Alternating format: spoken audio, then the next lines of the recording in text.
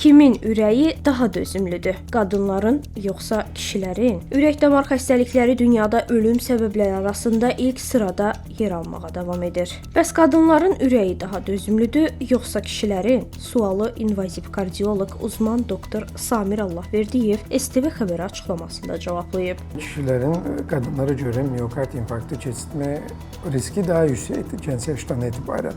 Bu həm həyat tərzi, həm genetik faktorlar daha böyük rol oynuyor kişilərdə. Ancaq yaddan çıxartmamalıyıq ki, qadınlarda əsasən də menopoza sonrasında ya da klimaks sonrasında infarkt keçirmə ehtimalı kişilərlə bərabərləşir. Onun üçün də mütləq şəkildə qadınlarımız da kişilər kimi menopoza sonrasında ildə bir dəfə kardioloji müayinəsi mütləq şəkildə tövsiyə olunur. Hər il mütləq şəkildə kardioloji müayinəsinə girməlidirlər. Mütəxəssislər vurğulayır ki, cinsindən asılı olmayaraq sağlam qidalanma, müntəzəm fiziki aktivlik, siqaretdən uzaq durmaq və arterial təzyiqin, şəkərin və xolesterinin nəzarətdə saxlanılması ürək xəstəliklərinin qarşısını almaqda mühüm rol oynayır.